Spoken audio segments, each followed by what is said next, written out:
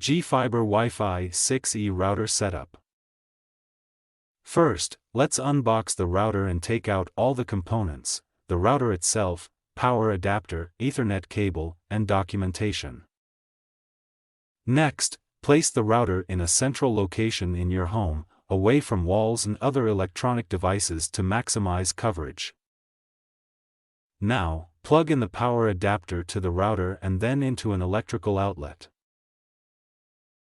Take the Ethernet cable and connect one end to the WAN port on the router and the other end to your wall outlet or modem. You can connect your computer using another Ethernet cable or look for the default Wi-Fi network name on the router sticker to connect wirelessly.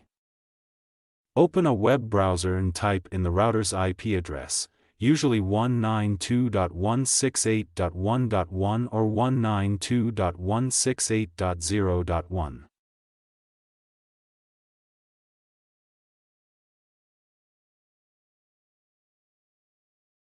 Log in using the default username and password, often found in the documentation.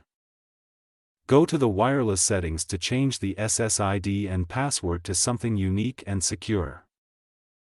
Don't forget to save your settings, and if prompted, reboot the router to apply the changes. Finally, reconnect your devices using the new Wi-Fi credentials you just set up. And that's it. You're all set to enjoy fast and reliable Wi-Fi throughout your home. If you found this video helpful, please like and subscribe for more tech tips.